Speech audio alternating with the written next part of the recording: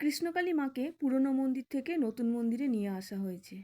আমরা সকলেই অপেক্ষায় ছিলাম, মায়ের মন্দির কি আদেও খোলা হবে, আদেও কি দেখতে পাবো, নাকি চিরকালের মতো বন্ধ হয়ে গেল। সব প্রশ্নের অবসান ঘটিয়ে কৃষ্ণকালী মা নতুন জায়গায় চলে এসেছে। এটা যেমন খুশির খবর, তেমনি দুঃখের খবর হলো এখন ভক্তরা নতুন জায়গায় যাবেন না।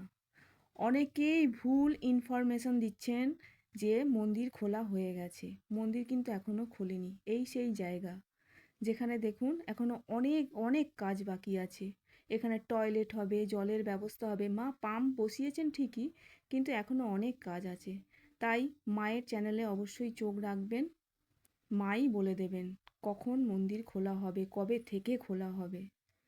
তো মা মায়ের জায়গায় বসে গেছে। তো সবাই ভালো থাকবেন, সুস্থ থাকবেন। জয় কৃষ্ণ কালী মায়ের জয়, জয় সোনা মায়ের জয়, জয় মঙ্গলা মায়ের জয়।